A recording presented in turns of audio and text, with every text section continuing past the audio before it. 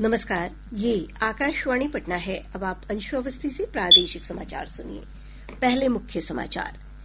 केंद्र सरकार के कर्मचारियों और पेंशन भोगियों के महंगाई भत्ते में 2% की बढ़ोतरी। केंद्र सरकार ने कोसी मेची लिंक परियोजना को दी मंजूरी। अररिया, पूर्णिया, किशनगंज और कटिहार जिलों के 2,10,000 हेक्टेयर से अधिक भूमि को मिलेगी सिंचाई की सुविधा। केंद्रीय गृह मंत्री अमित शाह बिहार के 2 दिवसीय दौरे पर कल पटना आ रहे हैं। श्री शाह रविवार को गोपालगंज के नए पुलिस लाइन मैदान में चुनावी सभा को संबोधित करेंगे। और प्रदेश के अधिकांश इलाके गर्मी की चपेट में। 40.6 डिग्री सेल्सियस तापमान के साथ खगड़िया राज्य का सबसे गर्म स्थान रहा। अब समाचार विस्तार से।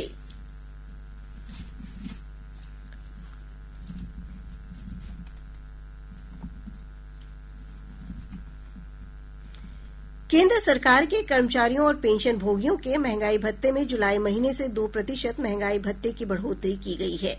इस आशय का फैसला आज हुई मंत्रिमंडल की बैठक में लिया गया। सूचना और प्रसारण मंत्री अश्विनी वैष्णव ने कहा कि यह इस साल की 1 जनवरी से लागू होगा। एम्प्लॉयज और पेंशनर्स के लिए डीए और डीएनएस रिलीफ को 53% से बढ़ा के 55% किया गया है with effect from 1/1/25। This will be a very big help for all the employees in the government and the pensioners also. Shri Vaishnaw ने कहा कि सरकार ने इस वर्ष के खरीफ सीजन में किसानों को किफायती दरों पर फॉस्फेटिक और पोटाशिक उर्वरक उपलब्ध कराने की भी मंजूरी दी है। डीएपी का प्राइस 1350 रुपए पर 50 केजी बैग रहे, इसके लिए भारत सरकार 37,216 करोड़ रुपीस की सब्सिडी का भार सहन करेगी। इससे बहुत सारे करोड़ों किसानों को इसका बेनिफिट मिलेगा। इस खरीफ सीजन का एस्टीमेट है 180 लाख मेट्रिक टन का टोटल एस्टिमेटेड कंजम्पशन होगा इस खरीफ सीजन में, और 37,216 करोड़ का इसका सब्सिडी का बिल रहेगा।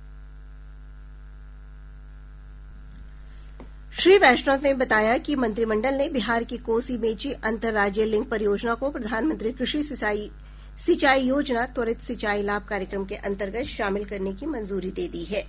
उन्होंने कहा कि इस परियोजना से बिहार की अररिया, पूर्णिया, किशनगंज और कटिहार जिलों में खरीफ सीजन में 2,10,000 हेक्टेयर से अधिक भूमि को सिंचाई की सुविधा मिलेगी। बिहार में Kosi river is a major source of water flowing through the entire state, और कोसी नदी के पानी को मेची रिवर के साथ जोड़ने का एक बहुत बड़ा प्रोजेक्ट 6,282 करोड़ रुपीस के इन्वेस्टमेंट से अप्रूव हुआ है। Kosi Mechi river linking project, उससे कंप्लीट नया इरिगेशन होगा। साथ ही साथ ये कोसी रिवर है और इधर है मेची रिवर, मेची नीचे फिर महानंदा। तो कोसी से मेची को जोड़ने से फ्लड का जो एक्स्ट्रा वाटर है that can be distributed between the 2 reverse. So this is a river linking project plus irrigation benefits.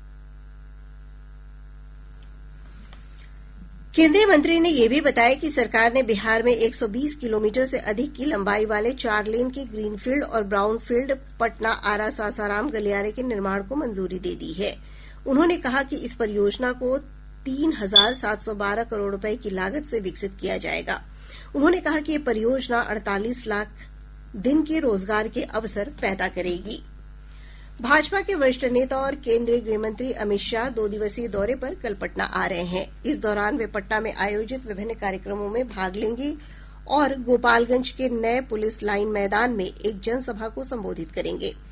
केंद्रीय गृह मंत्री पटना पहुंचने के तुरंत बाद प्रदेश भाजपा कार्यालय में पार्टी के सांसद, विधायक, विधान परिषद और प्रदेश पदाधिकारियों के साथ बैठक करेंगे। भाजपा कोर कमेटी की बैठक में गृह मंत्री बिहार विधानसभा चुनाव को लेकर पार्टी नेताओं के साथ गहन विचार विमर्श कर रणनीति तैयार करेंगे। हमारे संवाददाता ने खबर दी है कि चुनाव को देखते हुए गृह मंत्री का दौरा काफी महत्वपूर्ण माना जा रहा है। इधर सहकारिता मंत्री डॉक्टर प्रेम कुमार ने बताया कि रविवार 30 मार्च को पटना के बापू सभागार में आयोजित कार्यक्रम में श्री शाह वीडियो कॉन्फ्रेंसिंग के जरिए दरभंगा में नवनिर्मित मखाना प्रसंस्करण केंद्र का उद्घाटन करेंगे। वे राज्य सहकारी बैंकों के माइक्रो एटीएम का वितरण करेंगे। इसके बाद केंद्रीय गृह मंत्री राज्य के 2 पैक्स में विश्व की सबसे बड़ी अन्न भंडारण योजना के तहत गोदाम निर्माण कार्य की आधारशिला भी रखेंगे। उप मुख्यमंत्री सम्राट चौधरी ने कहा है कि चारा घोटाले के 950 करोड़ रुपए की वापसी के लिए सरकार अदालत जाएगी। साथ ही सीबीआई और आयकर विभाग से भी बात की जाएगी। श्री चौधरी ने कहा कि पटना हाई कोर्ट में चारा घोटाले की जांच सीबीआई को सौंपते समय घोटाले की राशि सरकार के खजाने में वापस लौटाने की भी जिम्मेदारी दी गई थी। न्यायालय ने घोटालेबाजों की संपत्ति बेचकर इसे सरकारी कोष में जमा करने का निर्देश दिया था। श्री चौधरी ने कहा कि पटना हाई कोर्ट के निर्देश के अनुरूप सरकार घोटाले की रकम की वापसी के लिए हर संभव कदम उठाएगी। नहीं, ये न्यायालय का फैसला है, कोई सरकार का फैसला। न्यायालय ने स्पष्ट तौर पर कहा था कि इसके खिलाफ कार्रवाई करना है, तो सरकार इस पर कार्रवाई करेगी। और अब तो 28 साल हो गए, सुप्रीम कोर्ट तक के सजा हो गई, कोर्ट ने ही सभी मामले में जब्त किया है। तो जब संपत्ति जब्त हुई है तो उसको कुर्क करके सरकारी खजाने में पैसा वसूलने का काम किया जाए। जो भी हो, किसी भी परिवार के लोग हों, जो लोग अभियुक्त हैं उनके खिलाफ कार्रवाई की जाए। नहीं, न्यायालय ने ही आदेश किया है, न्यायालय के ही माध्यम से सारी चीजें की जाएगी। इधर भाजपा के वरिष्ठ नेता और स्वास्थ्य मंत्री मंगल पांडेय ने कहा है कि चारा घोटाले के नाम पर करोड़ों रुपए की जो लूट हुई है उसे वापस लाने के लिए हर संभव कोशिश की जाएगी। जानते हैं कि जो चारा घोटाला हुआ था, उस चारे घोटाले में बिहार के खजाने से सैकड़ों करोड़ रुपए की लूट हुई थी और उस वक्त तत्कालीन हाई कोर्ट की टिप्पणी हुई थी कि बिहार में जंगल राज है। तो निश्चित रूप से जो राशि बिहार के खजाने से लूट के लोगों ने अवैध संपत्ति बनाई थी, वह संपत्ति सरकार के पास वापस है, इसका हर संभव प्रयास होगा।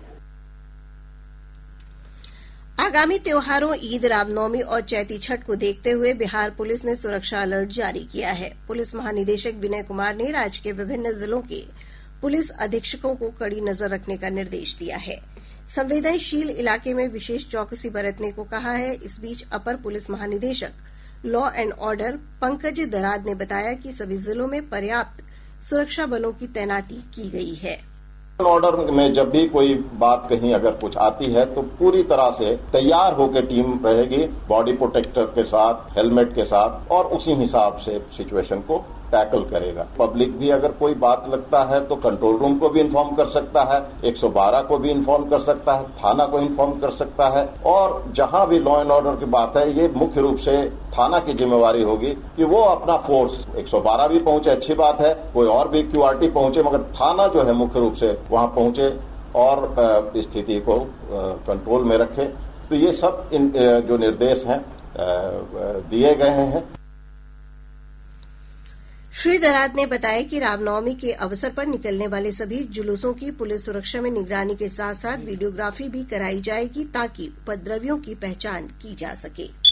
असामाजिक तत्वों पर, जो पुलिस की भाषा में जिसको हम लोग असामाजिक तत्व हैं, जिनको गुंडा पंजी में हम लोग उनका नाम दर्ज करते हैं, वैसे तत्वों पर और जो सांप्रदायिक दृष्टिकोण से जो लोग हैं, उन लोगों पर निरोधात्मक कार्रवाई, बॉन्ड डाउन की कार्रवाई है, वो कार्रवाई पे बहुत जोर है और इसमें सभी जिला इसमें कार्रवाई कर रहा है।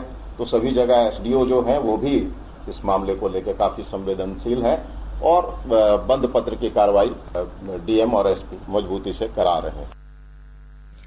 प्रादेशिक समाचार आप आकाशवाणी पटना से सुन रहे हैं। ताजा समाचारों के लिए आप हमारे X हैंडल AIR_News_पटना पर जा सकते हैं। प्रधानमंत्री नरेंद्र मोदी रविवार 30 मार्च को आकाशवाणी पर मन की बात कार्यक्रम में देश विदेश के लोगों के साथ अपने विचार साझा करेंगे। ये मासिक रेडियो कार्यक्रम की 120वीं कड़ी होगी। लोग कार्यक्रम के लिए अपने विचार और सुझाव टोल फ्री नंबर 1800117800 पर भेज सकते हैं। अपने सुझाव नरेंद्र मोदी ऐप या MyGov ओपन फोरम के माध्यम से ऑनलाइन भी साझा कर सकते हैं। सुझाव आज तक स्वीकार किए जाएंगे। पटना हाई कोर्ट ने BPSC की 70वीं प्रारंभिक परीक्षा रद्द करने वाली सभी याचिका को खारिज कर दिया है। कोर्ट के फैसले के बाद अब यह परीक्षा दोबारा नहीं होगी। न्यायालय ने कहा है कि 13 दिसंबर को हुई प्रारंभिक परीक्षा में गड़बड़ी के कोई सबूत नहीं मिले। हालांकि कोर्ट ने आयोग को परीक्षा की प्रक्रिया में कमजोरियों को दूर करने के लिए आवश्यक कदम उठाने का सुझाव दिया है। डिजिटल वाटर मार्किंग और ट्रैकिंग की उच्च तकनीक को अपनाए जाने की सलाह दी है। इसके अलावा न्यायालय ने कहा है कि BPSC को स्थायी रूप से विशेषज्ञों की एक उच्च स्तरीय कमेटी गठित करने को भी कहा है, जो परीक्षा के सुरक्षा उपायों और उससे जुड़े प्रबंधन उपायों की समीक्षा सुनिश्चित करेगी। पछुआ हवा के प्रभाव से प्रदेश के अधिकतर हिस्सों में तापमान में लगातार बढ़ोतरी हो रही है। कई स्थानों का अधिकतम तापमान 40 डिग्री सेल्सियस को पार कर गया है। मौसम विज्ञान केंद्र पटना के अनुसार अगले 2 से 3 दिनों के दौरान औसत तापमान में 1 से 3 डिग्री सेल्सियस तक की और बढ़ोतरी हो सकती है। अगले 24 घंटों के दौरान राज्य के अधिकांश स्थानों के अधिकतम तापमान में कोई विशेष परिवर्तन नहीं होने की संभावना है। तत्पश्चात अगले 48 घंटों के दौरान राज्य के कुछ जिलों के अधिकतम तापमान में मामूली गिरावट की संभावना है। बिहार राज्य के दक्षिण पश्चिमी जिले में गर्म मौसम बना रह सकता है। अगले 2 दिनों के दौरान उत्तर पूर्वी बिहार और आसपास के क्षेत्रों को छोड़कर राज्य के अधिकांश हिस्सों में 30 किलोमीटर प्रति घंटा तक की तेज हवा चल सकती है। 40.6 डिग्री सेल्सियस तापमान के साथ खगड़िया राज्य का सबसे गर्म स्थान रहा। मधुबनी, रोहतास, गया और शेखपुरा का तापमान 39 डिग्री से अधिक रिकॉर्ड किया गया। राज्य सरकार ने प्रदेश के सभी अस्पतालों में गर्मी और लू के मरीजों के इलाज के लिए दिशा निर्देश जारी किया है। स्वास्थ्य मंत्री मंगल पांडेय ने कहा कि लू से प्रभावित मरीजों के लिए सभी अस्पतालों में 5-5 बेड आरक्षित रखे गए हैं। अस्पतालों में ORS कॉर्नर बनाया गया है। लू मरीजों के लिए अस्पतालों में रैपिड रिस्पांस टीम का भी गठन किया गया है।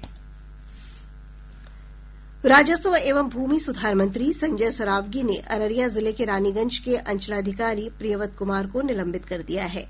अंचलाधिकारी के खिलाफ दाखिल खारिज में अनियमितता की शिकायत मिलने और रिश्वत लेते वीडियो वायरल होने के दौरान ये कार्रवाई की गई है। इधर खगड़िया के जिलाधिकारी अमित कुमार पांडेय ने सदर अंचल अंतर्गत सनहौली मौजा के राजस्व कर्मचारी कमलेश प्रसाद सिंह को फर्जी जमाबंदी कायम करने के आरोप में तत्काल प्रभाव से निलंबित कर दिया है। राष्ट्रीय महिला आयोग की अध्यक्ष विजया रहटकर ने आज बिहार दौरे के अंतिम दिन छपरा में जनसुनवाई की। उन्होंने महिलाओं के खिलाफ हिंसा, पारिवारिक विवाद सहित कई मामलों को सुना और उसका निष्पादन किया। हमारे संवाददाता ने बताया कि श्रीमती रहटकर ने छपरा मंडल कारा का भी दौरा किया और वहां महिला बंदियों की स्थिति के बारे में जानकारी प्राप्त की।